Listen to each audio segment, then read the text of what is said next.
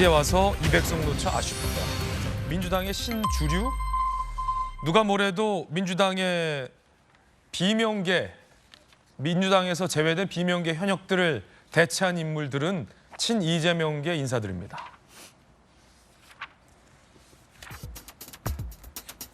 (22대) 국회 첫 진입 초선 73명 중 친명 인사가 무려 39명.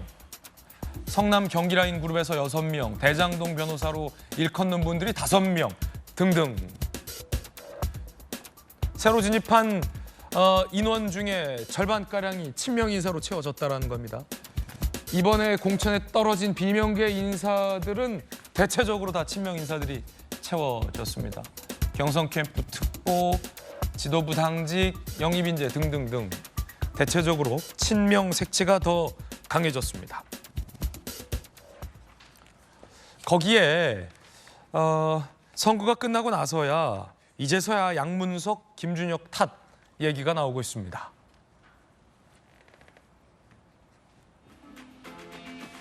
민주당 관계자, 논란이 막판 확산되면서 수도권 박빙 현상이 심화됐다. 영남에서 보수가 결집됐다. 무효표가 김준혁 후보 지역에서 4,700, 양문석 후보 지역에서 2,300표. 무효표가 양쪽 지역에서 모두 다 많이 나왔다는 공통점. 하지만 두 후보는 본인의 지역에서 다 당선이 됐죠.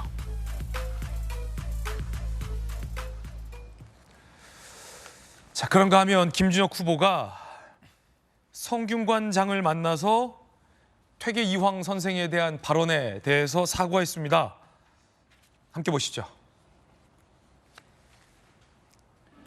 최종수 성균관장을 예방해서 퇴계 이황은 성관계 지존이라는 발언을 사과했습니다. 자, 어떻게 저런 말을 할까 다시금 생각해봐도 상상 이상. 성균관과 유림 어른들께 누를 끼치게 된 점을 진심으로 사과드렸다. 최종수 성균관장도 화답하셨다라고 사과를 했습니다.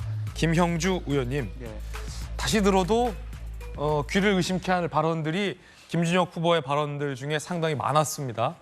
이대생 성상납 발언도 그랬고, 퇴계 이황 선생은 뭐 저 지존이다 뭐 저런 발언도 그렇고, 역사적인 근거도 없고 맥락도 없는 일방적인 그리고 굉장히 성적인 수준이 낮은 저급한 그런 막말에 가까운 발언들이었는데 결국은 사과를 했군요. 네. 어떻게 보십니까? 저는 성균관의 그 수용적 태도가 놀라울 정도입니다. 예. 성균관장을 만난다는 것은 오라라고 화답을 했기 때문에 갔을 것이고 그런 기회를 주셨다는 데 대해서 사실은 민주당 당원 입장에서 정말 감사하게 생각하고, 오히려 성균관장께 감사하다. 사과를 받아주셔서 유림들께 용서할 기회를 준다라고 하는 거, 아예 뭐 오지 말라 이렇게 얘기를 했을 텐데 그나마도 어른들답게 이렇게 수용해 준 데 대해서 깊이 감사를 드립니다. 그리고 뒤늦었지만 지금 이제 성균관 안에 이황 선생 그 묘지가 이렇게 임시 배치돼 있거든요. 예. 거기서 사과를 드리는데 지금 김준혁 후보가 가야 될 곳이 저기뿐만 아닙니다. 다른 데는 오지 말아야 했기 때문에 갈 수 없는 처지일 것이라고 보여지고요. 네. 그래서 어쨌든 마지막 그럼에도 불구하고 민주당 내에서 어떤 결과를 낼지, 뭐 배지 달았다고 해서 없던 일로 할 수 있을까라는 부분도 남아있기 때문에 김준혁 후보는 최대한 예의를 갖춰서 사과드릴 건 사과드리고, 또 예컨대 어떤 학문적 자료가 더 필요한 경우는 이런 말하자면 기저가 있었기 때문에 했다라는 국민들에 대한 끊임없는 사과와 반성의 행보를 보여야 될 것이다라고 보여지고요. 또 당도 끝까지 저 정도 됐으면 됐다 이렇게 얘기할 것이 아니라 마지막까지 윤리적 잣대나 어떤 엄정한 잣대, 그리고 더 무엇보다도 다음번 총선에서는 후보를 최소한 후보 등록하기 한 2, 3개월 전에는 해서 중간에 저런 설화가 있는 경우는 중간에라도 후보를 교체해서 낼 수 있도록 하겠다는 당의 다짐, 이런 것들이 같이 있어야만 이 수많은 그 지역구에서의 무효표는 그 지역에서 국회의원이 민주당이 당선됐다 하더라도 국민들이 바람직하게 이 후보를 찍은 것은 아니다. 그 분명한 사실을 알고 있어야 된다. 그렇게 봅니다. 예, 김준혁 후보자의 논란이 됐던 막말들의 공통점은 굉장히 성적으로 저급한 표현드렸다라는 공통점도 있습니다. 성균관 말고 찾아가서 사과해야 할 곳이 많다라는 김영주 전 의원의 돌직구 의견 전해드렸습니다.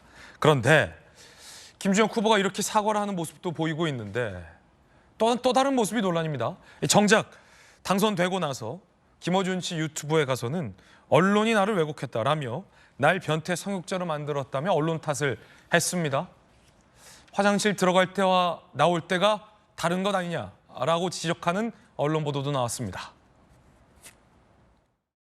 사퇴하라는 이야기 많았고 예. 왜곡된 보도가 좀 많이 있었죠. 그렇죠. 제가 했던 발언들이 역사적으로 어긋난 발언이 아니었는데 그래서 제가 여성 혐오자 예. 또 변태 성욕자 이런 정도로까지 만들었는데 전혀 사실이 그렇지 않고 각종 그 기사 중에 사실관계가 어긋난 대목들이 있을 거 아닙니까? 고소고발을 하십시오. 예, 그 부분은 이제 차분하게 좀 준비를 좀 하도록 하겠습니다. 잘 준비하고 있습니다, 실제로. 예. 사과한다라고 했는데 결국은 언론 탓으로 논란이 되고 있습니다. 실제 언론들을 향해 고소고발하라라는 김어준 씨의 충고를 받아들여 고소고발을 하겠다라고 답변하는 모습도 보였습니다. 역사적으로 근거가 있는 것들이다라는 주장은 앞서 우리가 들었던 사과 입장과 달라 혼란스럽기까지 합니다. 정혁진 변호사님 어떻게 보십니까? 글쎄요, 저는 김준혁 후보자 좀 있으면 국회의원이 되실 분인데 성리학을 성의 이치를 탐구하는 학문으로 이해하나? 왜냐하면 성리학의 성이 그 성자거든요. 성성자거든요. 그러니까 퇴계 이황이 성리학의 대가니까 그쪽에서도 지존이구나 이렇게 생각을 했다라고밖에 생각을 못 하는데 성리학이 뭐냐면요. 이게 우주의 구조하고 인간의 심성하고 무엇보다도 인간의 도리를 가르치는 학문 아니겠습니까? 그러면 저 정도로 본인이 제가 봤을 때 학문의 깊이가 그렇게 깊은 분 같다는 생각이 들지가 않는데 그럼에도 불구하고 끝까지 저렇게 우기면서 그다음에 지금에 와가지고 국회의원 당선되니까 떨어질 뻔했었잖아요. 제가 봤을 때 떨어질 수도 있겠다. 이번에 이수정 후보가 될 수도 있겠다. 그런 생각이 들었던 것 같은데 그럼에도 불구하고 이제 간신히 신승을 했는데 이렇게 대단한 승리를 거둔 것처럼 또 사람들 갖다 고발하느니 뭐니 그렇게 말씀하시는 거는 이런저런 여러 가지 것들로 봐서 종합적으로 봤을 때도 굉장히 부적절한 것이 아닌가 저는 그런 생각이 들고요. 예. 그다음에 지난 총선에서 당시 여당 민주당이 180석 얻지 않았습니까? 그게 어떻게 보면은 그게 독이 돼가지고 정권을 빼앗긴 것이 아닌가 저는 그런 생각을 강하게 하는데 이번에 범야권 190석 이상을 갖다 얻게 된 것도 마찬가지로 조심조심해서 다루지 않으면은 그러면 마찬가지 또 낭패 볼 일이 있을 수도 있지 않을까 하는 생각이 듭니다. 예. 정혁진 변호사님의 개인적인 견해 전해드렸습니다. 그러자 김현주 전 국민의힘 상근 부대변인은 이렇게 비판을 했습니다. 한껏 자세를 낮추는 듯 했던 후보들이 막상 배지를 받게 되니 많이 달라진 것처럼 보인다. 화장실 들어갈 때 나올 때 다른 건 보편전 정서냐라고 비꼬았습니다. 박성규 차관님, 지금 보면 논란이 되니까 이 겉으로는 사실은 사과하는 모습을 김준혁 후보가 많이 보여주고 있기는 합니다. 사과문도 여러 차례 올렸고 지역 주민들에게서도 당선 인사 때 몸을 낮추는 모습도 보였고 성균관도 찾아가고 사과문도 올리고 그런데 이른바 야권 후보들이 마음 편한 곳, 김어준 씨 방송 같은 곳에서는 역사적으로 틀린 게 아닌데 억울하다. 언론이 나를 별태 성욕자로 만들었으니 법적으로 고소하겠다라는 발언을 하니 어느 발언이 진짜인가로 봐야 될까요? 어느 발언이 진짜인가? 나중 발언이 속마음이 가깝다고 봐야 되겠죠. 제가 여기서 이 시간에 벌써 여러 차례 얘기합니다. 정치인들, 지도자들 얘기할 때 말을 보지 말고 행동을 봐라 얘기합니다. 말은 그렇게 했어요. 당선되고 나서 당선 직후에 제가 기록을 좀 해놨어요. 그동안 제 발언이나 글에 불편함을 느낀 많은 분들께 사과드린다. 제가 인간적인 성숙을 이룰 수 있는 계기가 됐다. 이 얘기했어요. 정말로 이렇게 얘기했다면 당선되고 나서 김어준 방송 가면 안 되죠. 거기 가면 무슨 얘기 나올지 뻔하잖아요. 거기 가서 본인이 어떤 질문 받게 될지 뻔하고 그런데 이분은 간 것뿐이 아니라 가서 자기가 이제까지 했던 얘기를 다 지금 뒤집어 놔버렸어요. 물론 전화 인터뷰든 아니든 다 뒤집어 놔버렸어요. 그리고 나서는 억울하다고 얘기를 하는 거죠. 지금 언론이 나를 변태 성욕자로 만들어 놨다는 얘기를 했어요. 본인한테 한번 좀 살펴보라고 말씀드리고 싶어요. 본인이 써놓은 글들, 이제까지 했던 많은 얘기들 한번 제3자 입장에서 냉정하게 한번 돌아볼 시간을 좀 가져봐라. 그동안 선거 기간 동안에는 선거 운동하느라고 바빴으니까 못 봤다면 이제 한번 보고 본인이 자신이 없으면 자기 자식들에게 자기 혹시 가까운 사람들에게 냉정하게 한번 이거 좀 봐보고 평가를 해달라 그러면 뭐라 그럴까. 본인도 그러겠잖아요. 나는 궁중 애로 전문가다. 세상에 그런 얘기를 대놓고 얘기하는 대학 교수 저 처음 봤고요. 또 얘기하지만은 그런 인식을 가지고 학생들에게 어떤 얘기를 어떻게 가르쳤을까 생각하면 정말 목요일에 송연해지거든요. 오죽했으면은 민주당 내에서 김준혁, 양문석 이 두 사람의 막말 때문에 200석이 갈 것 못 갔다는 얘기가 나오겠어요. 제가 볼 땐 전체적으로 나온 첫 번째 자성이에요. 이해찬 공동선대위원장이 그렇게 얘기를 했죠. 그럼 본인들도 문제가 있었다는 거죠. 저는 이 얘기를 하고 싶어요. 김준혁 본인 국회의원과 국회의원이 아닌 입장은 정말 하늘과 땅 차이죠. 이번에도 보니까 초선 의원이 민주당에서 71%예요. 굉장히 많은 거예요. 그럼 초선 의원들이 갖는 공통적인 상황이 있어요. 뭐냐면은 어느 날 갑자기 국회의원이 되고 보니까 세상이 전부 내 것 같아요. 권한이 너무 커요. 힘이 커요. 모두가 내 발 앞에서 다 조아리고 신중해요. 그러다 보니까 자기 존재감을 과시하고 싶어 해요.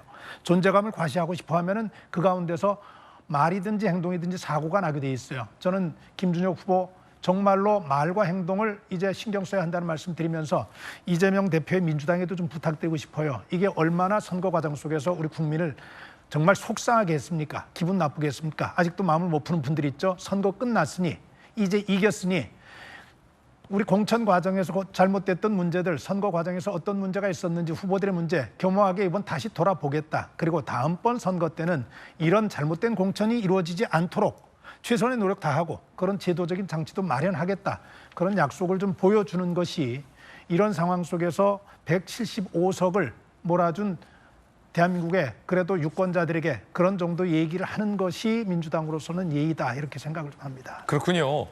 언론이 변태 성역자를 만들었다라는 김준혁 후보의 인터뷰 내용에는 뭔가 조금 오해가 있는 것 같은데 언론은 김준혁 후보를 변태 성역자로 보지 않았던 것 같은데 변태 성역자는 우리가 알고 있는 변태 성역자의 정의를 생각해 본다면 김준혁 후보의 비판 지점과는 좀 많이 다른 것 같은데 박 최고님 당선 이후에 당에서는 어떤 조치가 있을까요? 어떻게 보십니까? 도직구 쇼 멤버인 여선웅 전 민주당 행정관에게 질문을 드렸더니 모르겠어요. 저 사람 때문에 스트레스 받아요.